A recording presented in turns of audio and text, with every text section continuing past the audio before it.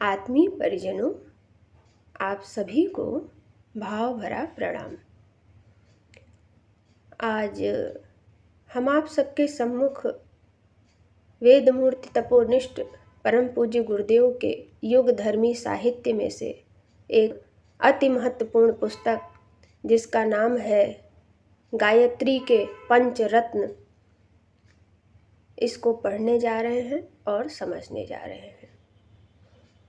गायत्री मंत्र हमारे साथ साथ। ओम भूर्भुवः स्वः तत्सवितुर्वरेण्यं भर्गो देवस्य धीमहि धियो यो नः प्रचोदयात्। गायत्री के पंचरत्न।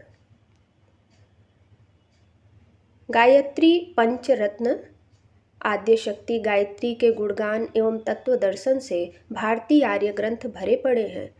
भावनात्मक, भक्तिपरक, दार्शनिक, विचारपरक एवं व्यवहारिक क्रियापरक सभी तरह के शास्त्रों में इस मूल धारा का उल्लेख, विवेचन, अस्तवन अपने अपने ढंग से किया गया है। उनसे इस महाशक्ति का स्वरूप एवं महत्व प्रकट होता है और उसका लाभ उठाने की दृष्टि प्राप्त होती है। शास्त्रों के समुद्र में से यहाँ अतीव उपयोगी 5 प्रसंग बहुमूल्य पंचरत्नों के रूप में इस पुस्तक में जिज्ञासुओं के लिए दिए गए हैं।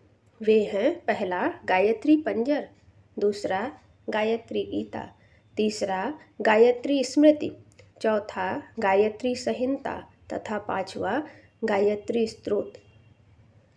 इन पांचों के मुख्य विषय इस प्रकार हैं। पहला गायत्री पंजर। इसमें महाशक्ति गायत्री के विराट स्वरूप का वर्णन है। अनादि अनंत अविनाशी परमात्मा को विभिन्न अवतारों एवं देव स्वरूपों से पहचाना जाता है, किंतु वह उसी रूप तक सीमित नहीं बन जाता है। उसके सर्वव्यापी सर्वसमर्थ स्वरूप का बोध उसके विराट दर्शन से ही होता है। साधक को जब प्रभु कृपा से दिव्य चक्षु प्राप्त होते हैं तो उसे इष्ट के विराट स्वरूप का बोध होता है। इस विराट दर्शन से मनुष्य पापों से सहज ही दूर हो जाता है और अनंत शक्ति तथा अनंत आनंद से अपने आप को जुड़ा हुआ अनुभव करता है। आद्य शक्ति गायत्री के प्रति शरीरधारी माँ जैसा ममत्व होना भी अच्छी बात है, किंतु उसके सर्वव्यापी स्वरूप का भान रहना भी आवश्यक है। पंजर का अर्थ होता है ढांचा। वेद माता गायत्री का ढांचा संपूर्ण विश्व है, ऐसा इस स्तोत्र में वर्णन किया गया है। इस तथ्य को हृदयंगम करने वाला साधक सर्वत्र ही माँ की सत्ता देखता है। वह सदैव अपने आप को माँ की गोद में बैठा हुआ अनुभव करता है। इस स्थिति में आत्महीनता, भय, संकीर्णता, पाप वृत्ति सभी निकृष्टताओं के प्रभाव से बच जाता है। साथ ही कृतज्ञता, स्नेह, सद्भाव, उल्लास आदि से उसका रोम रोम पुलकित होता रहता है। अन्य मनुष्यों एवं प्राणी मात्र के प्रति द्वेष दुर्भाव समाप्त होकर अखंड आत्मीयता के भाव का विकास होने लगता है। दूसरा गायत्री गीता। गीता संबोधन किसी विषय के मर्म की व्याख्या के संदर्भ में प्रयुक्त होने लगा है। गायत्री का संदेश आध्यात्मिक एवं सांसारिक दोनों दृष्टियों से अत्यधिक अर्थपूर्ण एवं उपयोगी है। गायत्री गीता में प्रणव, ओम, व्याहृतियों, भू भुवः स्वः सहित गायत्री मंत्र के 9 शब्दों में सन्निहित मर्म को प्रकट करने का प्रयास किया गया है। यह ज्ञान इतना परिमार्जित एवं महत्वपूर्ण है कि यदि मनुष्य इसे भली प्रकार समझ ले और जीवन व्यवहार में उतार ले तो लोक परलोक दोनों में सुख शांति का लाभ पा सकता है। तीसरा गायत्री स्मृति। इसके अंतर्गत गायत्री साधकों के लिए गायत्री के संदेश निर्देशों का उल्लेख है। गायत्री मंत्र के 24 अक्षरों में से प्रत्येक अक्षर एक विशेष निर्देश, विशेष शिक्षा देता है। वह विस्मरण में, उपेक्षा के गर्त में न डाल दिया जाए, स्मृति में सदैव बना रहे, तभी कल्याण पथ पर प्रगति संभव है। गायत्री स्मृति में साधकों के लिए उन्हीं महत्वपूर्ण सूत्रों को स्पष्ट किया गया है। गायत्री संहिता। संहिता में विषय विशेष से संबंधित सिद्धांतों, मर्यादाओं एवं नियमों का समावेश होता है। गायत्री संहिता में आद्य शक्ति के प्रभाव का वर्णन करते हुए गायत्री साधना को सफल एवं अधिक प्रभावशाली बनाने के सूत्रों का उल्लेख किया गया है। तत्संबंधी अनेक भ्रांतियों का निवारण भी किया गया है। इसे पढ़ समझकर साधक मोह बुद्धि से मुक्त होकर साधना पथ पर आरूढ़ होने में सक्षम हो जाते हैं। 5वां गायत्री स्तोत्र। यह माँ की भाव भरी वंदना है। माँ गायत्री के व्यापक स्वरूप और उनके अनंत वैभव का स्मरण करते हुए उनके चरणों में पुनः पुनः नमन किया गया है। इस वंदना के 8 पद हैं, इसलिए इसे गायत्री अष्टक भी कहते हैं। यह सभी स्तोत्र पाठ करने योग्य हैं। पाठ 2 दृष्टियों से किया जाता है। एक, माता के सही स्वरूप एवं उससे संबंधित तत्व दर्शन को हृदयंगम करने के लिए। दूसरे, माँ के प्रति अपनी श्रद्धा आस्था व्यक्त करने तथा उसे अधिक पुष्ट बनाने और उनकी कृपा एवं पुण्य प्राप्त करने के लिए। दोनों ही दृष्टियों में इन पंचरत्नों का पाठ परम लाभप्रद सिद्ध होता है। अथ गायत्री पंजरम। भूभुवः स्वः खल्वितैः निगमत्व प्रकाशिकां महिजनः तपः सत्यं लोकोपरिषु संस्थितां। भूभुवः स्वः द्वारा निगम का प्रकाश करती है। महः जनः तपः सत्यम इन लोकों से ऊपर स्थित है। गानादिना विनोदादि कथालापेषु तत्परां तद्दित्यवांग्य मनोगम्य तेजो रूपधरां पराम। गान आदि से युक्त विनोद और कथा आदि में तत्पर वह वाणी और मन से अगम्य होने पर भी तेज रूप धारण किए हुए हैं। जगतः प्रसवित्रीं ताम सवितुः सृष्टिकारिणीं वरेण्यं नित्यान्नमयीं पुरुषार्थ फलप्रदाम्। जगत का सृजन करने वाली उसको सविता की सृष्टिकर्ती कहा गया है। वह वरेण्य अर्थात अन्नमयी है और पुरुषार्थ का फल देती है। अविद्या वर्णवर्ण्याचा तेजोवद्गर्भ संगीताम देवस्य सच्चिदानंद परब्रह्म रसात्मिकाम। वह माया रूप अविद्या है, वर्ण शब्दों द्वारा वर्णनीय है, तेज युक्त है, गर्भ संज्ञा वाली है तथा सच्चिदानंद परब्रह्म देव की रसमयी है। यद्वयम धीमहि सा वै ब्रह्म अद्वैत स्वरूपिणीं धियो यो नस्तु सविता प्रचोदयादुपासिताम्।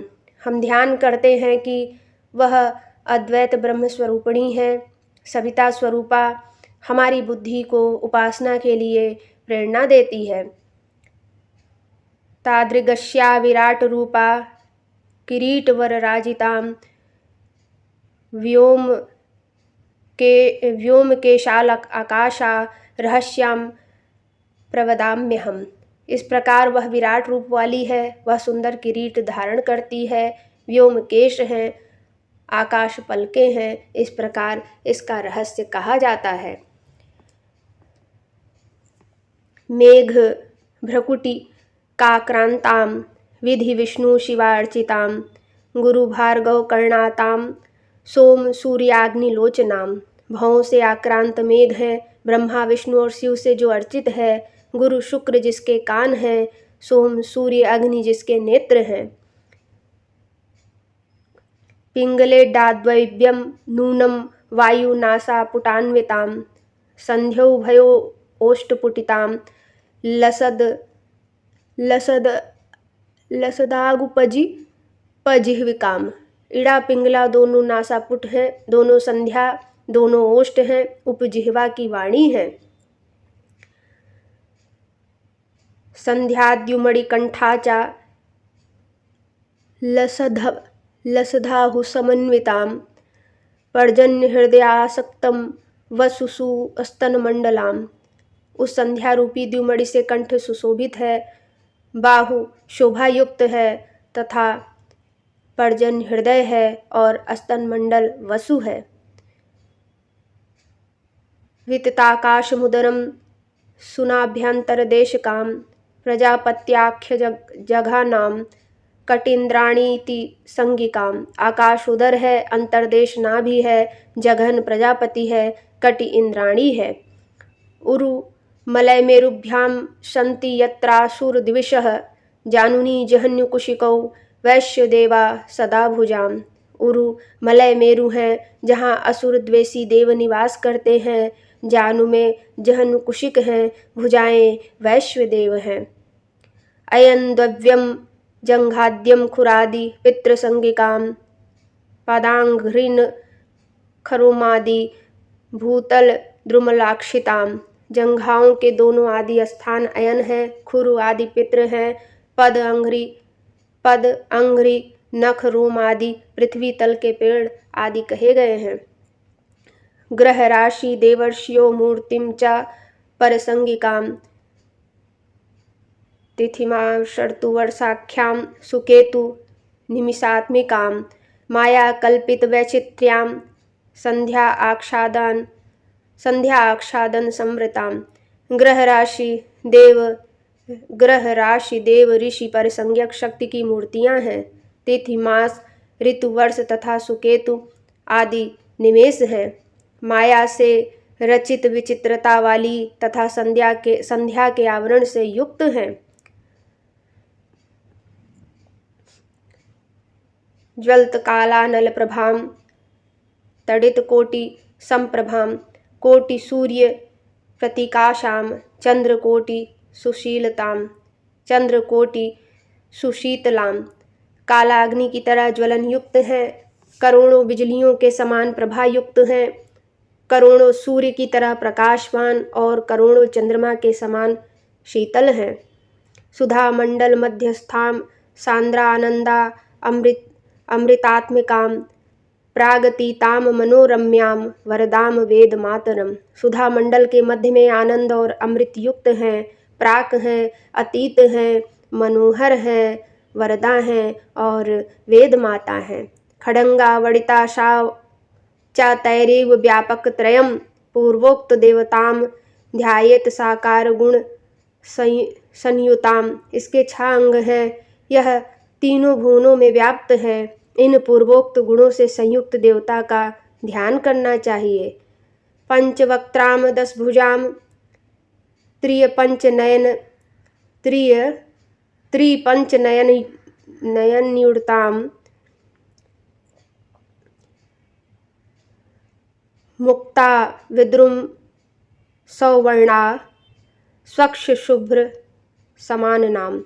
5 मुँह हैं, 10 भुजा हैं, 15 नेत्र हैं और मुक्ता विद्रुम के तुल्य सुवर्ण सफेद तथा शुभ्र आनन है। आदित्य मार्ग गमनाम अस्मरेद ब्रह्म स्वरूपिणीम, विचित्र मंत्र जननीम अस्मरेद विधाम सरस्वतीम। वह सूर्य मार्ग से गमन करती हैं, उस ब्रह्म स्वरूपिणी का स्मरण करना चाहिए। उन विचित्र मंत्रों की जननी विद्या सरस्वती का स्मरण करना चाहिए। गायत्री गीता।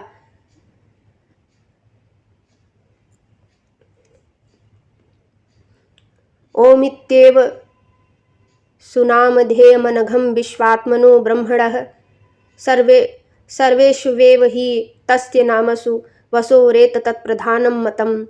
यं वेदा निगदन्ति न्यायनिरतं श्रीसच्चिदानन्दकं, लोकेशं समदर्शिनं नियमनं चाकारहीनं प्रभुम्। अर्थ जिसको वेद न्यायकारी सच्चिदानंद सर्वेश्वर समदर्शी नियामक प्रभु और निराकार कहते हैं, जो विश्व में आत्मा रूप से उस ब्रह्म के समस्त नामों में श्रेष्ठ नाम, पाप रहित, पवित्र और ध्यान करने योग्य हैं, वह ओम ही मुख्य माना गया है। वह ओम ही मुख्य नाम माना गया है। भावार्थ, परमात्मा को प्राप्त करने और प्रसन्न करने का मार्ग उसके नियमों पर चलना है। वह निंदा स्तुति से प्रभावित नहीं होता, वरन कर्मों के अनुसार फल देता है। परमात्मा को सर्वत्र व्यापक समझकर गुप्त रूप से भी पाप न करना चाहिए। प्राणियों की सेवा करना परमात्मा की ही पूजा करना है। परमात्मा को अपने अंतर में अनुभव करने से आत्मा पवित्र होती है और सत्य चैतन्यता तथा आनंद की अनुभूति होती है।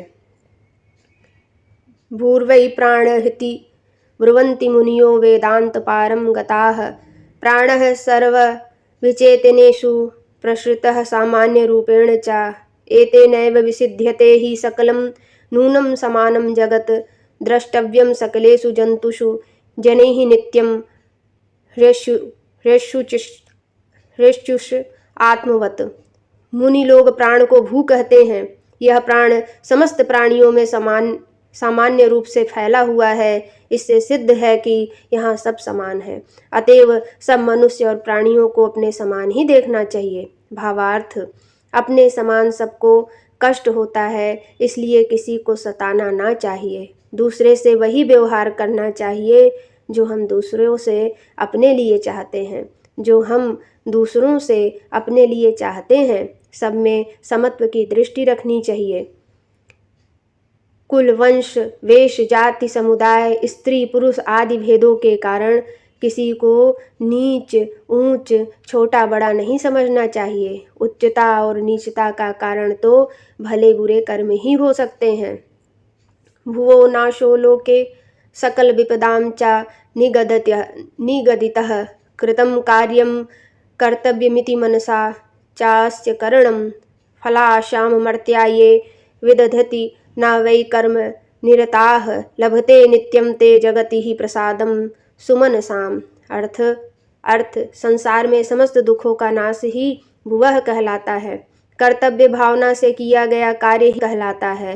परिणाम में सुख की अभिलाषा को छोड़कर जो कार्य करते हैं वे मनुष्य सदा प्रसन्न रहते हैं। भावार्थ, मनुष्य का अधिकार कार्य करना है, फल देने वाला ईश्वर है। अमुक वस्तु प्राप्त होने पर ही सुख माना जाए, ऐसा सोचने की बजाय ऐसा सोचना चाहिए कि कर्तव्य पालन ही हमारे लिए आनंद का सर्वोत्तम केंद्र है।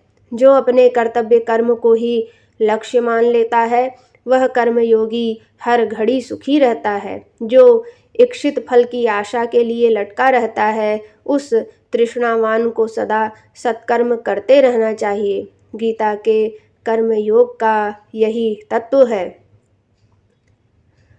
स्वरेशौ वै शब्दो निगदित मनः